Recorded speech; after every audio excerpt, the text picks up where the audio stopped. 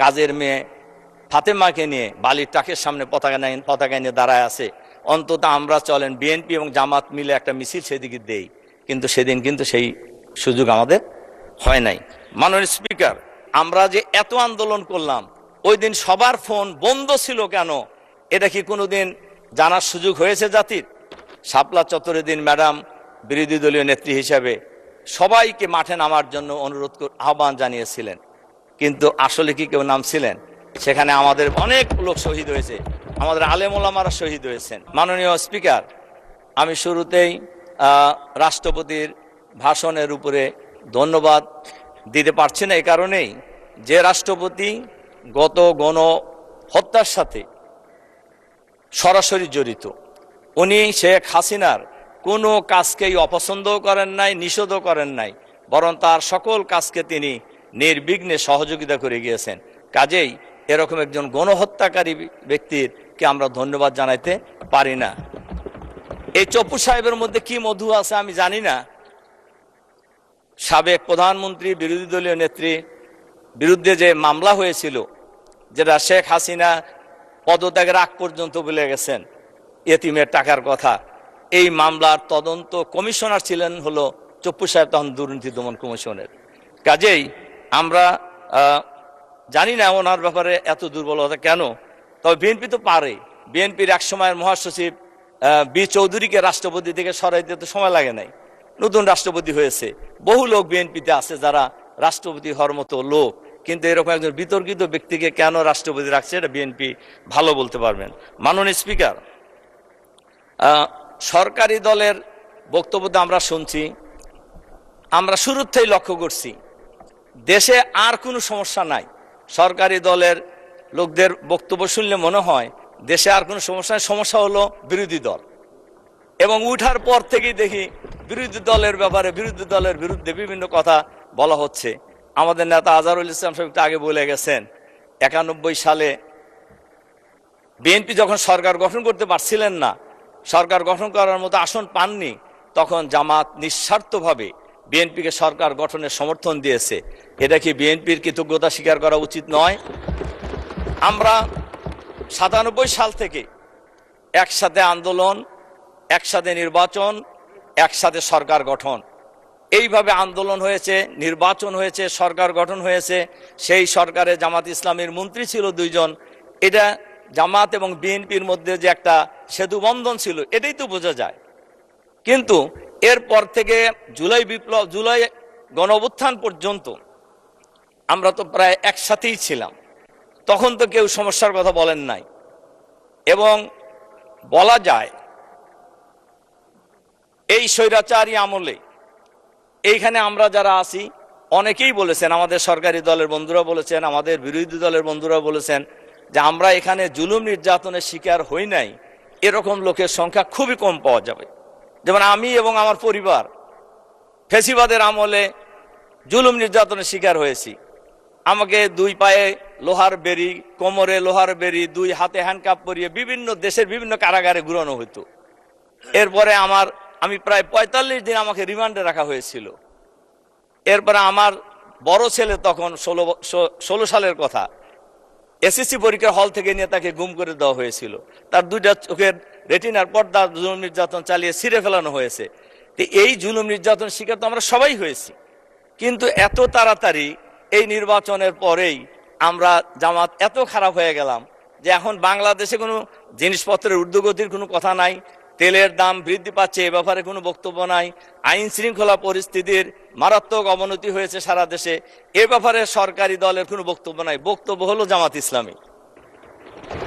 মাননীয় স্পিকার, এজন্য আমি এরপরে যে কয়টা কথা আমি আপনাদেরকে বলতে চাই যে স্বৈরাচারী সরকার এখন আমরা সংসদে দেখছি অনেকেই অনেক বড় বড় কথা আমরা কিন্তু বলতেছি। ফ্যাসিবাদী সরকারের পতন তো 13 সালই হয়ে যাওয়ার কথা ছিল। তদানীন্তন বিরোধী দলীয় নেত্রী বেগম খালেদা জিয়া আমাদের সবার মনে থাকার কথা, এই সংসদে আমরা যারা আছি। মাননীয় স্পিকার, আপনারও মনে আছে নিশ্চয়ই, মার্চ ফর ডেমোক্রেসির কর্মসূচি ছিল ঢাকায় 29শে ডিসেম্বর। এই খবর তো কারোর অজানা কথা নয়। সবাই জেনেছি, মনে করতেন যে ওই দিনই সরকারের পতন হয়ে যাবে। 13 সাল, হ্যাঁ 13 সাল 29শে ডিসেম্বর ছিল এই প্রোগ্রাম। কিন্তু সেই নির্বাচন, সেই প্রোগ্রামে এই যে আমাদের মাননীয় মহাসচিব সাহেব এর সাক্ষী, আমরা মিটিং করেছি আগের দিন, যে মিটিংয়ে সর্বশেষ মিটিং যেটা হয়েছিল, আমাদের বিরোধী দলীয় নেতাও ছিলেন সেই মিটিংয়ে। এরপরে আমাদের যে মাননীয় মন্ত্রী, আমাদের পরিবেশ মন্ত্রীও ছিলেন, মহাসচিব তো ছিলেনই, গুলশানের একটা বাসায়। সেখানে ব্যাপক পরিকল্পনা নেওয়া হয়েছিল। সারা বাংলাদেশ থেকে লক্ষ লক্ষ লোক সেদিন ঢাকায় এসেছিলেন এবং ওই দিনই সবাই ধারণা করে নিয়েছিলেন আজকে সরকারের পতন হয়ে যাবে। কিন্তু আমরা দেখলাম 2 জনের ফোন ছাড়া সব ফোন বন্ধ। ম্যাডামের ফোন খোলা আর মহাসচিবের ফোন খোলা। উনি ছিলেন মাঠে আমাদের সাথে। আর আমাদের জামাত শিবিরের লোকেরা মিছিল বের করে কয়েকজন ইতিমধ্যে শহীদ হয়ে গেল রামপুরায়।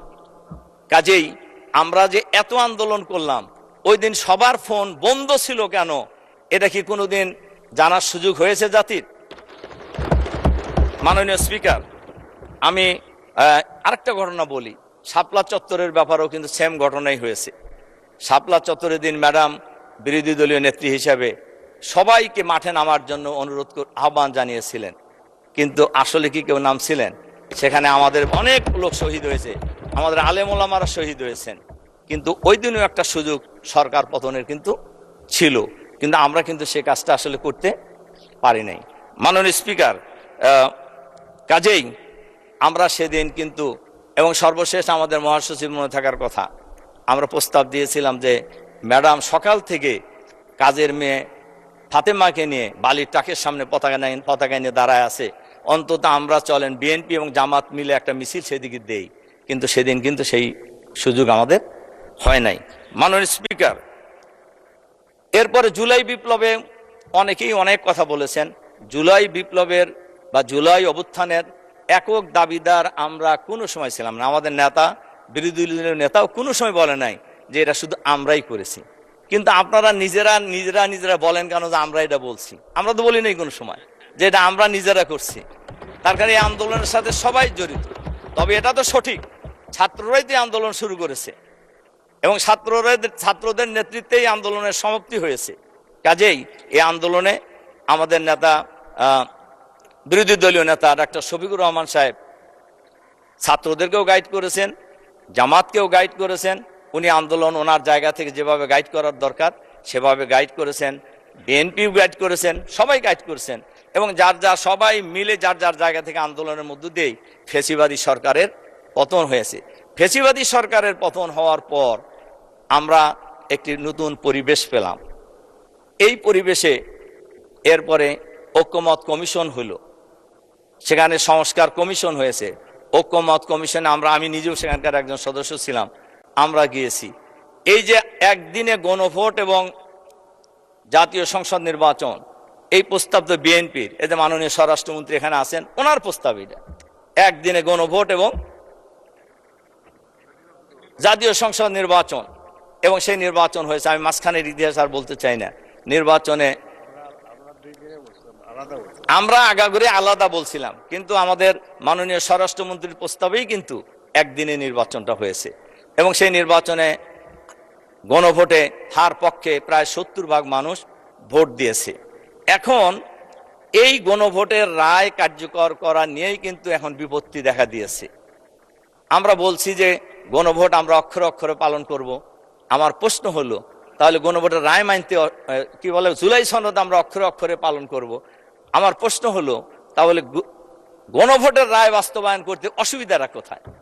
এখানে তো অসুবিধা থাকার কথা নয়। এবং এটা যদি আমরা করি তাহলে বহু সমস্যারই সমাধান একসাথে হয়ে যাবে বলে আমি মনে করি। মাননীয় স্পিকার, আমরা সবসময় সংবিধানের কথা বলতেছি।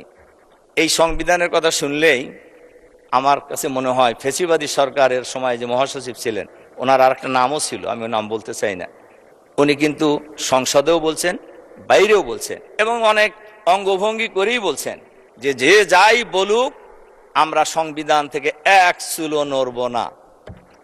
সংবিধান কার জন্য? সংবিধান তো মানুষের জন্য। সংবিধানের জন্য তো মানুষ না, কাজেই সংবিধান সংস্কার করতে অসুবিধা কোথায়? আমার তো মনে হয় কোনো অসুবিধা থাকার কথা নয়। এবং আজ এবারে এই সংসদেও বলা হয়েছে, ম্যাডাম কি বলেছিলেন সংবিধানের ব্যাপারে, অনেক নেতাই আজকে এখানে আছেন, তারা কে কি বলেছিলেন সংবিধানের ব্যাপারে, ছুঁড়ে ফেলা দেওয়ার ব্যাপারে, এটা তো সবাই জানে, গোটা জাতি জানে। তা আজকে সংবিধান সংস্কার করার ক্ষেত্রে অসুবিধা তো থাকার কোনো কথা নয়, কিন্তু এই জায়গায় কেন অসুবিধা সৃষ্টি করে আমরা এখানে একটা বিপত্তি তৈরি করার চেষ্টা করছি? মাননীয় স্পিকার, কাজেই আমরা